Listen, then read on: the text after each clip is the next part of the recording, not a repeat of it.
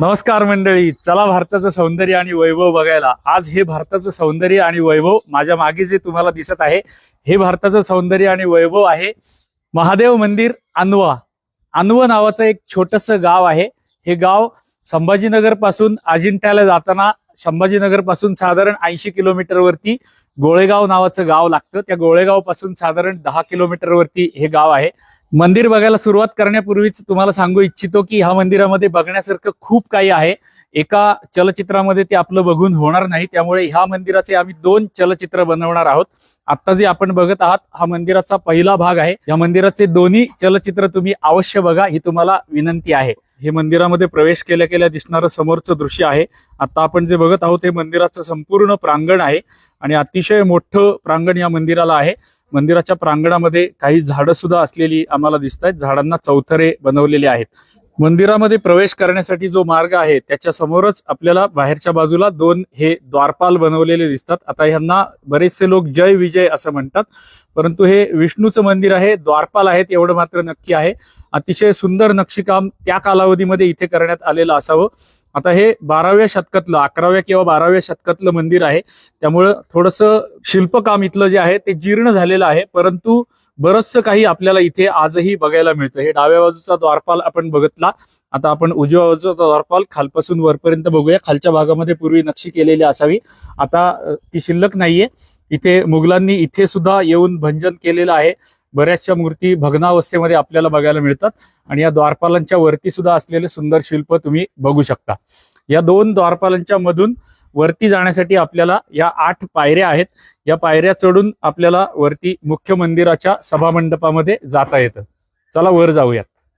आता आपण ह्या 8 पायऱ्या वरती चढून आलो होतो. वरती चढून आल्यानंतर आपल्याला हा चौथरा दिसतो समोर आणि या चौथऱ्यामध्ये तुम्ही बघू शकता मंदिराच्या बाहेरच्या बाजूचा जो आकार आहे, अनेक मंदिरांमध्ये आतापर्यंत आपण बघितलेला आहे की मंदिराचा चौथरा जो असतो त्या देवतेचं यंत्र जे असतं त्या देवतेच्या यंत्राचा आकार बाहेरच्या चौथऱ्याला केलेला असतो. या विष्णू मंदिराला बाहेरनं विष्णू यंत्राचा आकार असू शकतो. आत्ताच्या चौथऱ्यावरून पुढे वर जाण्यासाठी पुढे 5 पायऱ्या आहेत आणि या 5 पायऱ्यांवरून समोर वरती गेल्यानंतर आपल्याला मंदिराचा प्रवेश मंडप दिसतो. जो आता तुम्हाला स्क्रीनवरती दिसत आहे, पटलावरती दिसत आहे, हा मंदिराचा प्रवेश मंडप आहे. या प्रवेश मंडपाला सुद्धा बाहेरून अत्यंत सुंदर नक्षीकाम केलेलं आहे, पण ते आपण मंदिर बाहेरनं बघताना बघूयात. आधी आपण मंदिरामध्ये प्रवेश करून प्रवेश मंडप आणि सभा मंडप आतून बघून घेऊयात. आता ह्या प्रवेश मंडप जो आहे मंदिराचा, त्या प्रवेश मंडपातला बाहेरनं 4 स्तंभ केलेले आहेत. त्यातला एका स्तंभाची एक बाजू मी तुम्हाला दाखवतोय. समोर हत्तीवर भाला फेकताना तुम्हाला शिल्प दिसत असेल, त्याच्या बाजूला सूरसुंदरी केलेले आहेत आणि याच्या 4ही बाजूला आपल्याला प्रत्येक स्तंभाच्या शिल्प बनवलेले दिसतात. या बाजूने एक कीर्तिमुख आहे, ते आता तुम्हाला समोर दिसत असेल आणि खालच्या बाजूला प्रत्येक स्तंभावरती असं नक्षीकाम केलेलं आहे, जणू काही डिजिटल नक्षीकाम असावं किंवा कम्प्युटरवरती आजकाल डिझाईन बनवलं जावं तसं पाषाणामध्ये बनवलेलं नक्षीकाम आपल्याला या ठिकाणी पहिल्या स्तंभावरती बघायला मिळतं. त्याच्या आता आपण 2 बाजू बघितल्या. हा स्तंभ मी बाहेरच्या बाजूनी पण तुम्हाला दाखवतो. आता पहिल्या स्तंभाची 3री बाजू आपण बघत आहोत. या स्तंभावरती ह्या बाजूनी पण कीर्तिमुख आहे. ह्याच्या मागे एक कीर्तिमुख बघितलं होतं आपण पलीकडच्या बाजूला आणि या बाजूला एक बाहेरच्या बाजूनी व्याल केलेला आहे, ते मी तुम्हाला नंतर दाखवेन. प्रवेश मंडपाचा 2रा स्तंभ बघत आहोत. त्याची पहिली बाजू, समोरच्या बाजूला तुतारी वाजवताना 2 महिला दाखवलेल्या आहेत. त्याच्या खालच्या पट्टीमध्ये तुम्ही जर बघितलं तर आपल्याला इथे हंस पक्षी मंदिराच्या स्तंभाच्या 4ही बाजूनी बनवलेले आपल्याला बघायला मिळतात. याच स्तंभाची जर समोरची मंदिराच्या प्रवेश मंडपाची समोरची बाजू जर बघितली तर तिथे आपल्याला एक व्याल शिल्प केलेलं दिसतं. सुंदर व्याल शिल्प आहे आणि त्या व्याल शिल्पाच्या पलीकडच्या बाजूला कीर्तिमुख केलेलं आहे. जसं बाजूच्या स्तंभावरती आपण बघितलं तसंच इथे सुद्धा कीर्तिमुख बनवलेलं आहे. खालच्या बाजूला असलेलं सुंदर डिजिटल नक्षीकाम. त्याच स्तंभाच्या 4थ्या बाजूला आपल्याला 2 सूरसुंदरी वाद्य वाजवणाऱ्या बघायला मिळतात. आता आपण फक्त पहिले 2 स्तंभ प्रवेश मंडपाचे बघितलेले आहेत. इथे असे जवळपास 50 स्तंभ आहेत. प्रत्येक स्तंभावरचं प्रत्येक शिल्प आम्ही तुम्हाला दाखवू पण शकत नाही आणि वर्णन तर त्याहून करू शकत नाही. आम्ही तुम्हाला बऱ्याच वेळेला स्क्रीनवरती पटापट पटलावरती दाखवत राहू आणि इथं इतकं नक्षीकाम आहे, बघण्यासारखं आहे, म्हणून आम्ही याचे 2 भाग करत आहोत. प्रवेश मंडपाचा 3रा स्तंभ, खालचं असलेलं सुंदर डिजिटल नक्षीकाम, त्याच्यावरती असलेली हंसांची मालिका, ही पट्टी 4ही बाजूनी स्तंभाच्या बनवलेली आहे. त्याच्यावरती असलेली तुतारी वाजवणाऱ्या 2 स्त्रिया किंवा महिला, त्याच्यावरती असणारा गोलाकार भाग तुम्ही इथे बघू शकता आणि त्या गोलाकार भागाच्या वरती इथे नाग देवता बनवलेली आहे. आपल्याला अनेक ठिकाणी यक्षिणी बघायला मिळतात, इथे नागदेवता बघायला मिळतात. अशा नागदेवता आपण अनेक ठिकाणी आजपर्यंत मंदिरांमध्ये बघितलेल्या आहेत. आता ह्या स्तंभाची दुसरी बाजू जर आपण बघितली तर खालच्या बाजूचं नक्षीकाम, मध्यभागी एक सुंदर शिल्प तुताऱ्या वाजवणाऱ्या स्त्रियांचं, ह्या बाजूला सुद्धा स्तंभाच्या एक सुंदर शिल्प आपल्याला बघायला मिळतं. आता हा प्रवेश मंडपाचा चौथा स्तंभ आपण बघत आहोत. याच्यावरती सुद्धा तुतारी वाजवणाऱ्या स्त्रिया, दोन्ही बाजूला व्याल शिल्प आणि समोरच्या बाजूला असलेलं कीर्तिमुख दिसतं. त्याच्यावरती छोट्या आकाराची शिल्प आपल्याला बनवलेली दिसतात. हंस पक्षी अनेक ठिकाणी बनवलेले आहेत. हंस पक्ष्यांची अशी मालिका आपल्याला अनेक स्तंभांवरती बघायला मिळते.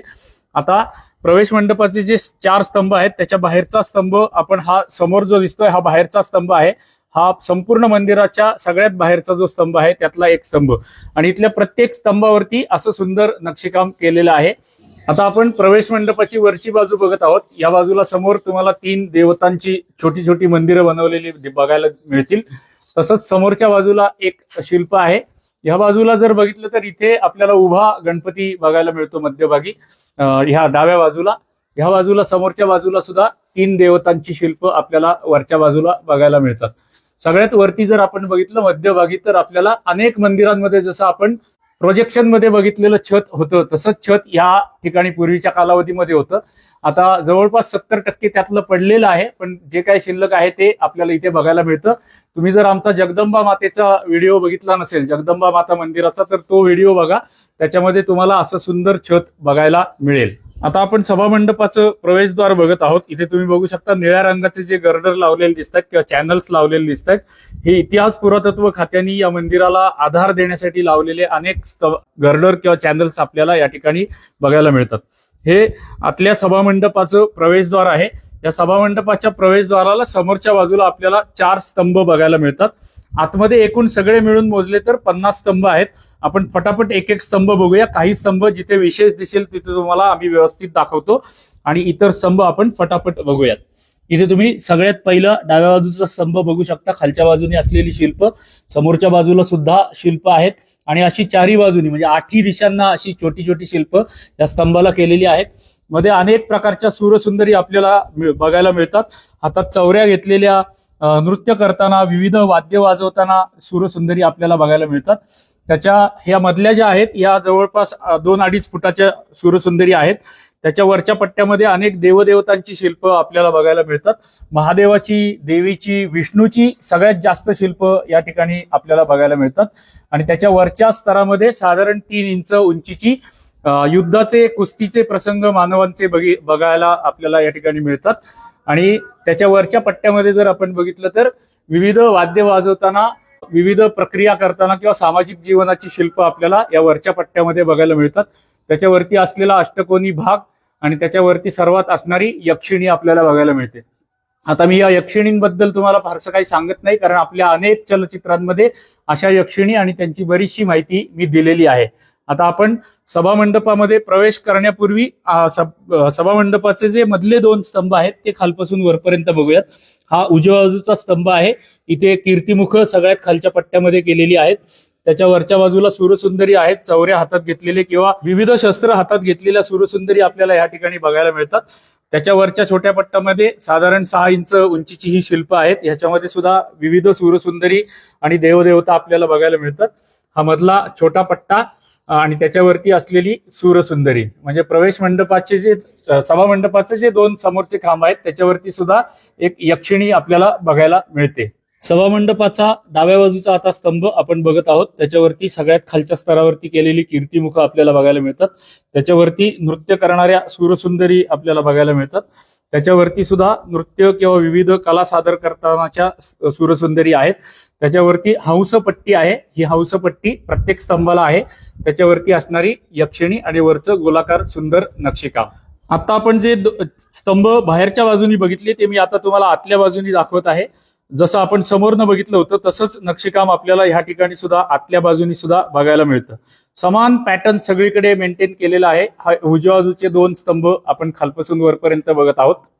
त्यातल्या उजव्या बाजूच्या स्तंभावर मध्ये 2 हत्ती युद्ध करताना आम्हाला दिसले. असे काही नमुने आम्ही तुम्हाला दाखवत जाऊ. त्याच्या उजव्या बाजूला जर आपण बघितलं तर इथे आपल्याला व्यालशिल्प बघायला मिळतं. सुंदर व्यालशिल्प, अनेक म्हणजे शेकडोनी व्यालशिल्प आणि शेकडोनी युद्ध प्रसंग आपल्याला या ठिकाणी बघायला मिळतात. आणि हौसाच्या पट्ट्या, सूरसुंदरी मोजता येणार नाहीत एवढ्या सूरसुंदरी आपल्याला या मंदिरामध्ये बघायला मिळणार आहेत.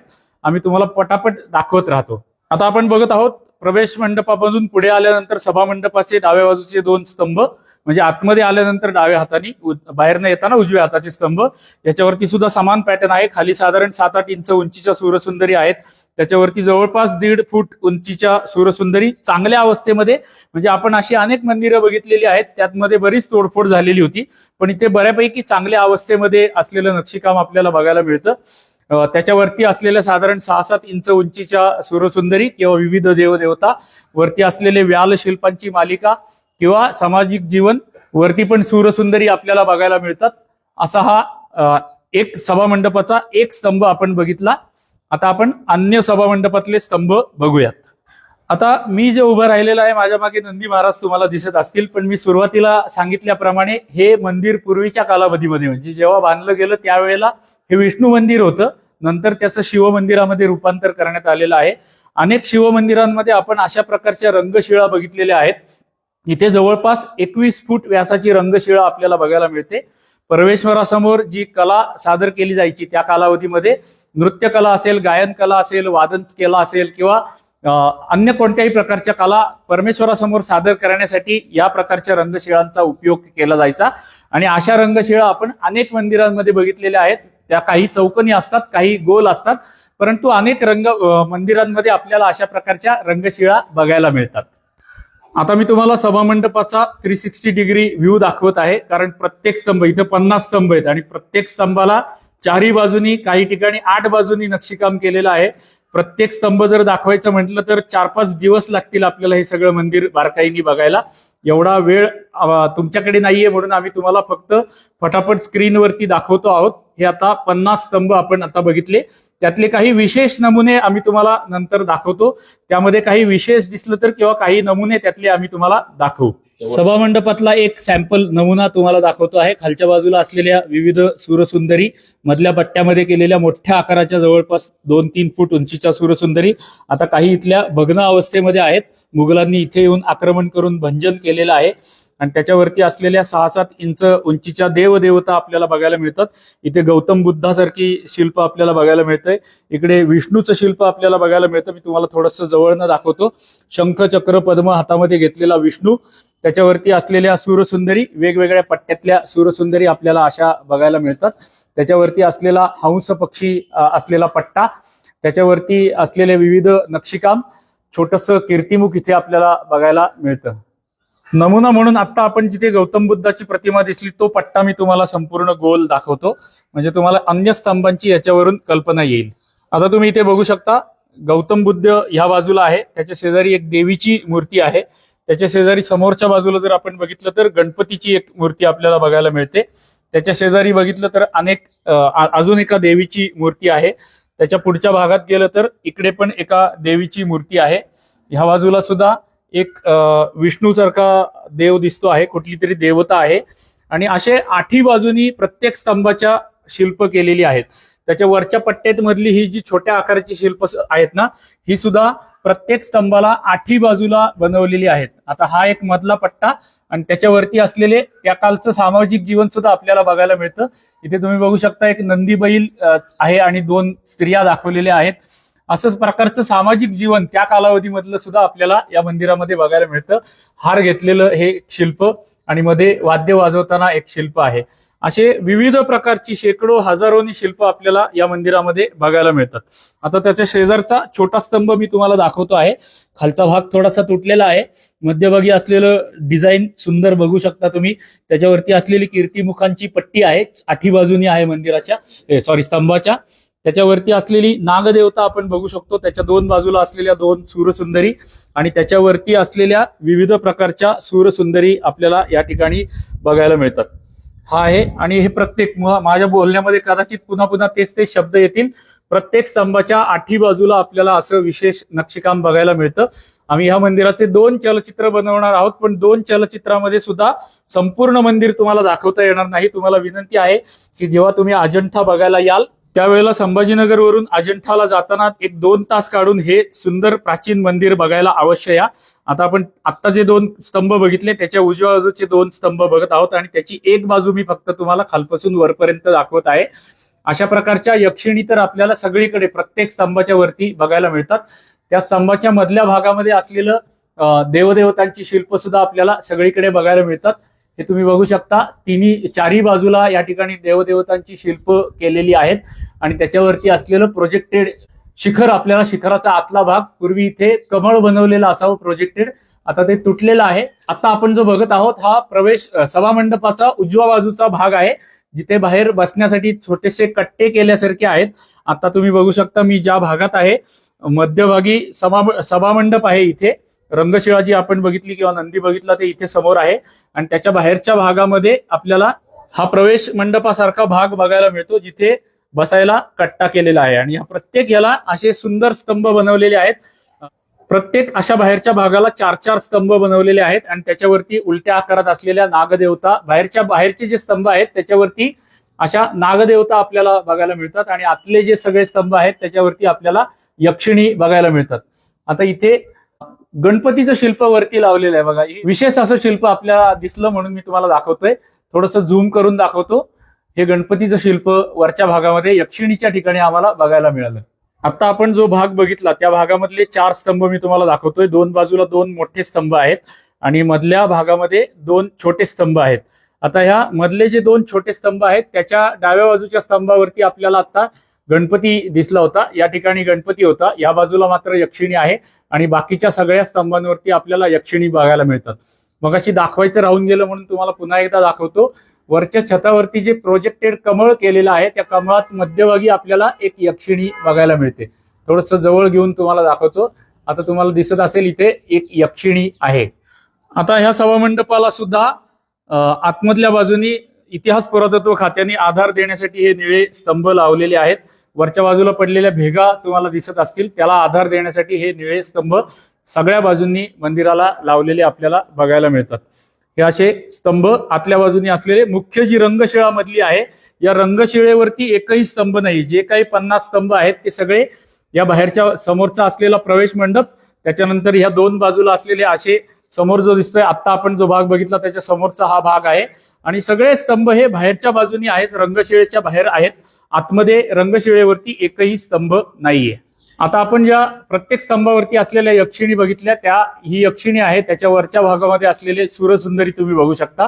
प्रत्येक स्तंभावरती चारी बाजूनी अशा अनेक सूरसुंदरी आपल्याला नृत्य करताना, विविध प्रकारची वाद्य वाजवताना, कला सादर करताना अनेक सूरसुंदरी प्रत्येक स्तंभावरती या मधल्या पट्ट्यामध्ये बघायला मिळतात. म्हणजे यक्षिणींचा जो वरचा पट्टा आहे त्या पट्ट्यामधल्या सूरसुंदरी मी आता तुम्हाला दाखवतो आहे.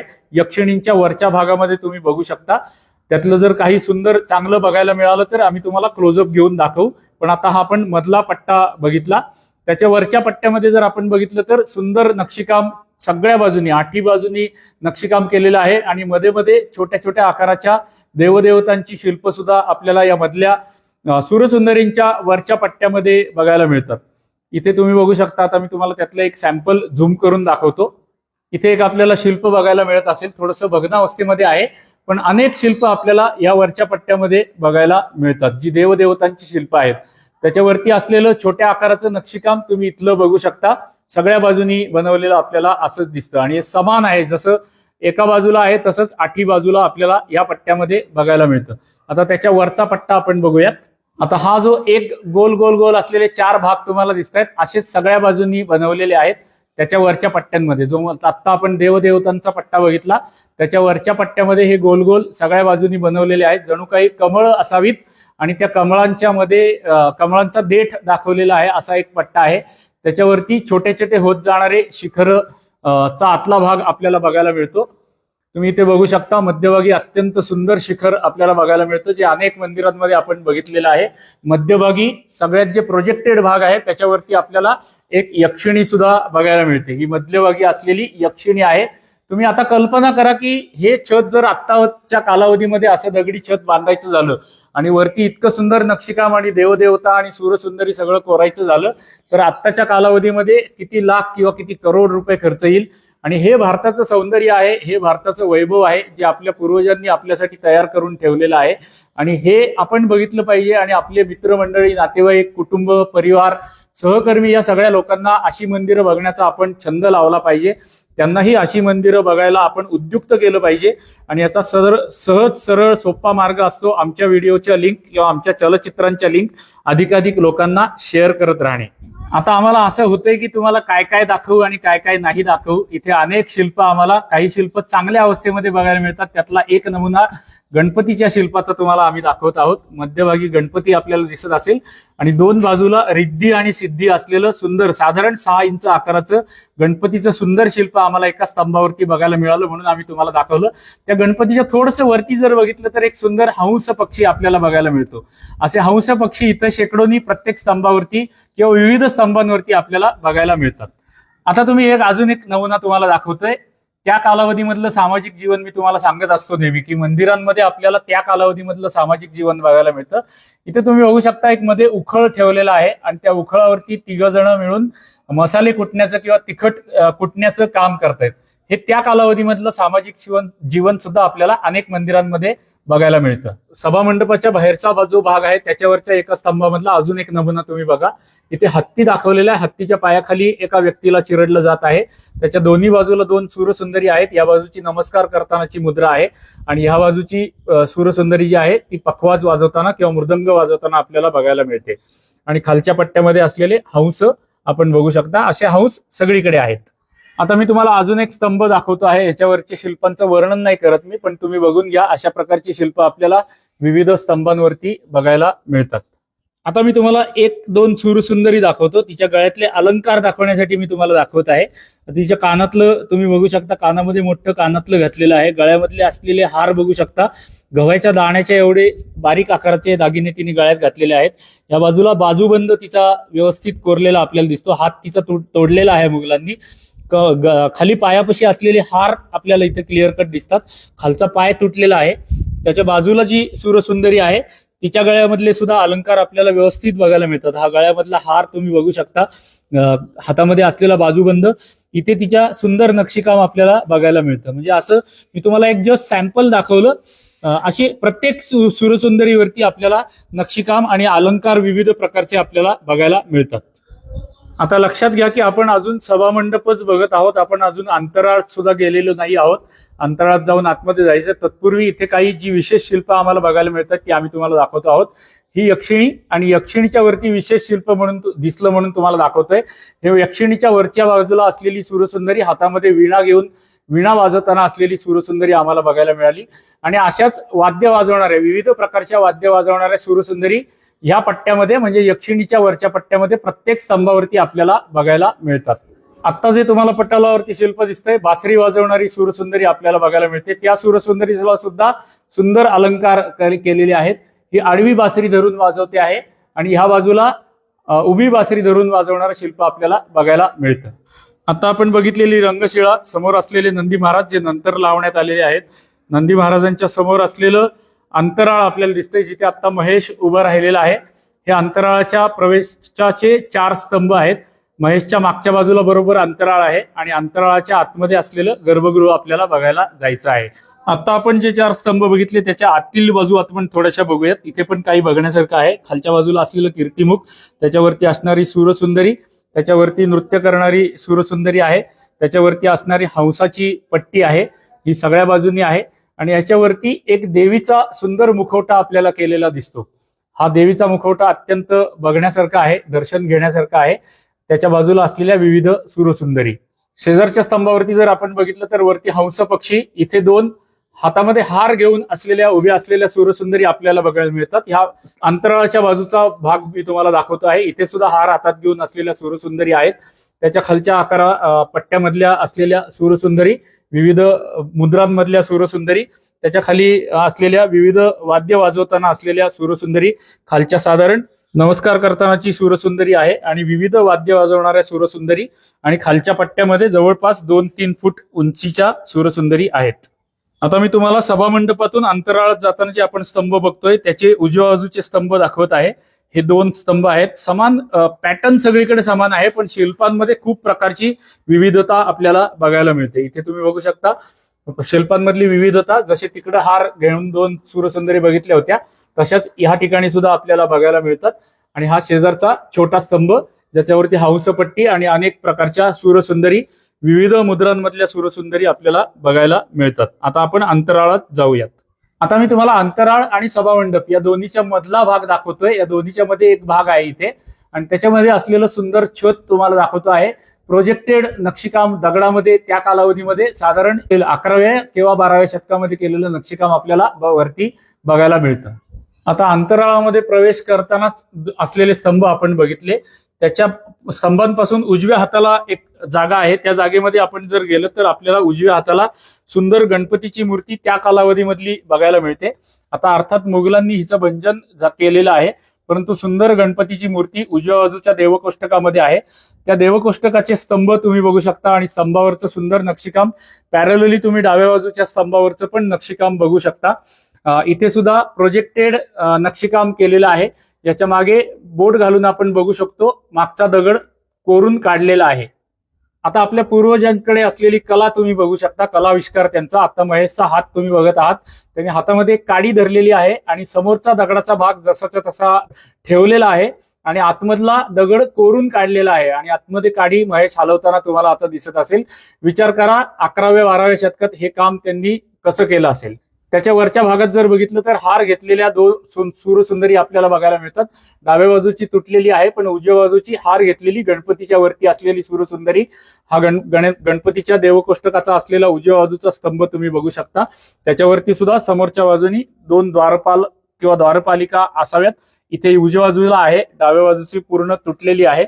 गणपतीची सोंड तुटलेली आहे, मुघलांनी तोडलेली आहे, पण गणपतीच्या गळ्यातले दागिने सुद्धा तुम्ही बघू शकता. अतिशय सुंदर हार गणपतीला घातलेले आहेत. गणपतीचे खालच्या बाजूला आलेले सुद्धा हार, अतिशय सुंदर नक्षीकाम आपल्याला बघायला मिळतं. पायामधले अलंकार, पायामधले तोडे हे सुद्धा अतिशय चांगल्या अवस्थेमध्ये आपल्याला इथे बघायला मिळतात. आता जो आपण गणपती बघत आहोत त्या गणपतीच्या खालच्या बाजूला एक भग्न झालेलं शिल्प आहे. गणपतीच्या वरच्या भागात जर बघितलं तर इथे अतिशय बघण्यासारखं नक्षीकाम आहे.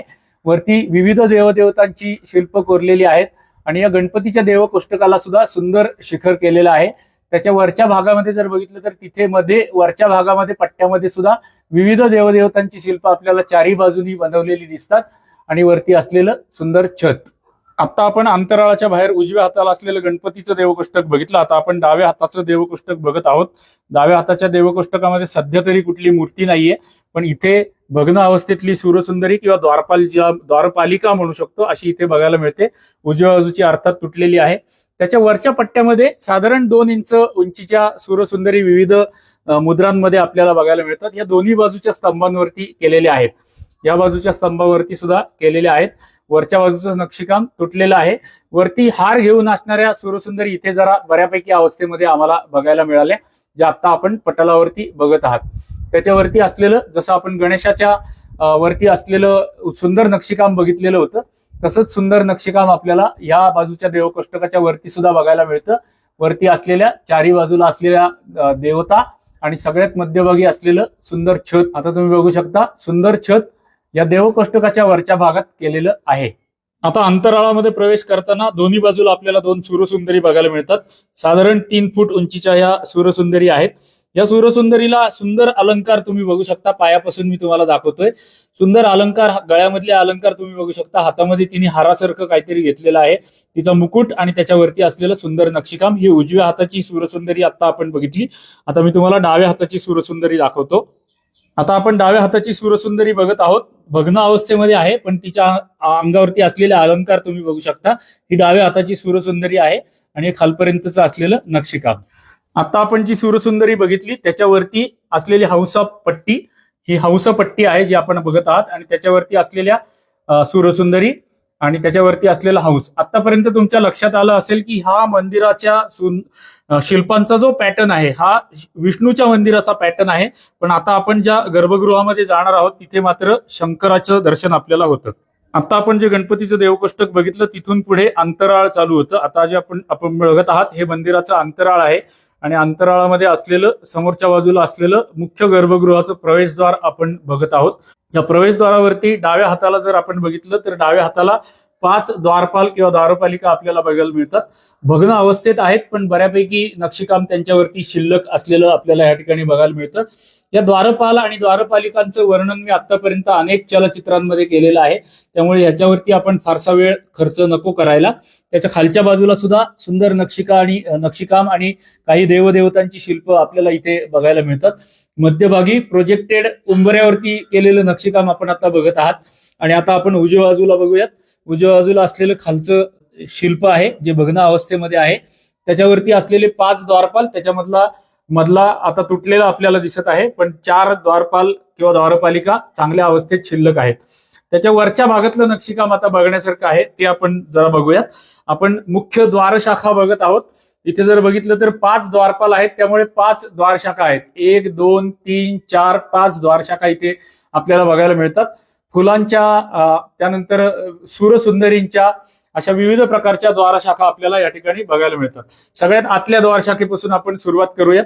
ही आतली सगळ्यात द्वारशाखा आहे ज्याच्यावरती सुंदर नक्षीकाम केलेलं आहे. आता आपण उजव्या बाजूचं नक्षीकाम बघत आहोत, तसंच डाव्या बाजूला आहे. त्याच्या शेजारची जी द्वारशाखा आहे त्याच्यावरती अनेक प्रकारची सूरसुंदरी आणि विविध मुद्रा किंवा वाद्य वाजवताना नृत्य करताना असलेल्या विविध मुद्रांमधल्या सूरसुंदरी आपल्याला 2 नंबरच्या द्वारशाखेवरती बघायला मिळतात. हा एक कॉर्नर बघून घ्या. या कॉर्नरला सुद्धा सुंदर नक्षीकाम खालपासून वरपर्यंत संपूर्ण व्यवस्थित केलेलं आहे, जे वरपर्यंत आपल्याला बघायला मिळतं.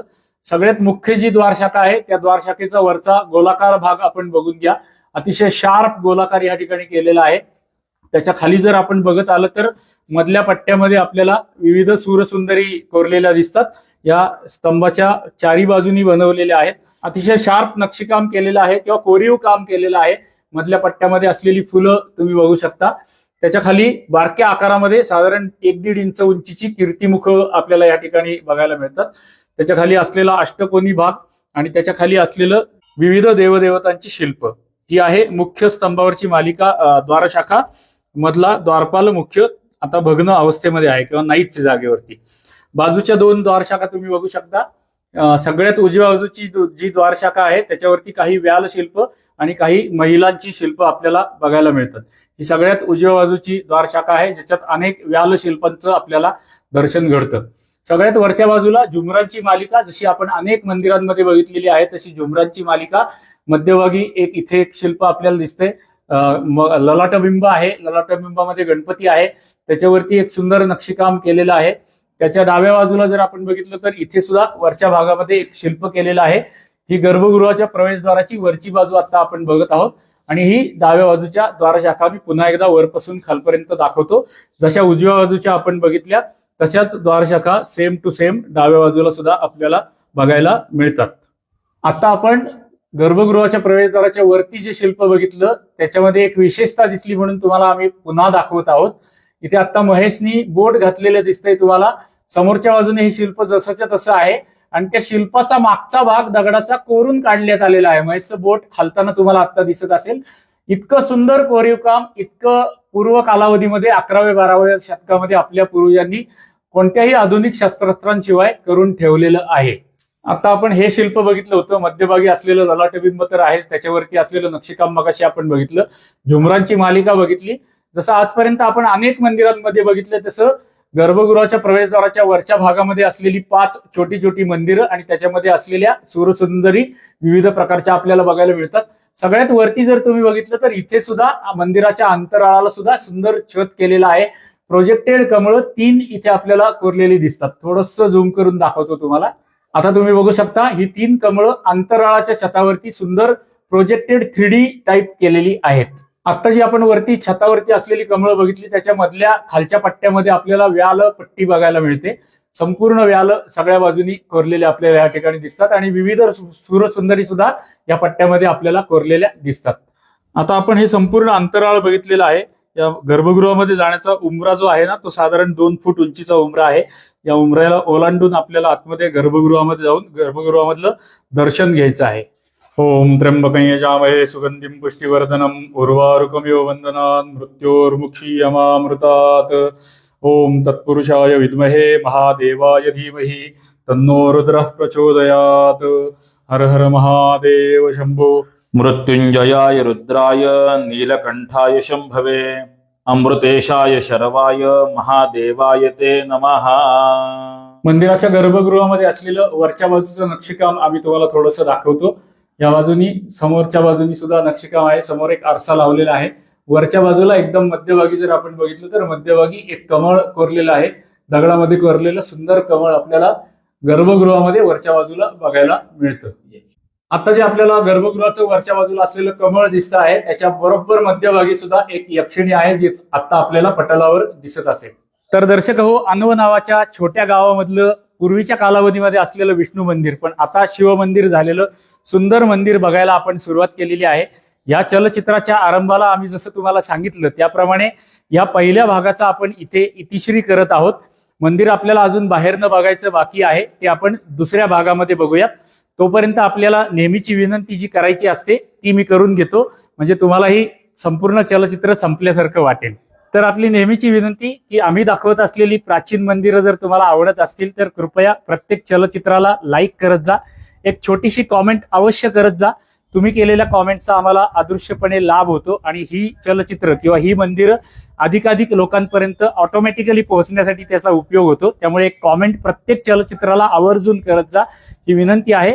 अजून जर आपल्या चॅनलला तुम्ही जर सबस्क्राईब केलं नसेल तर आमच्या चॅनलला सबस्क्राईब सुद्धा करा, ही सुद्धा करबद्ध विनंती आहे। चला तर मग अशाच कुठल्या तरी प्राचीन मंदिरामध्ये पुढच्या चलचित्रामध्ये भेटूयात। तोपर्यंत आपणा सर्वांना हर हर महादेव। धन्यवाद।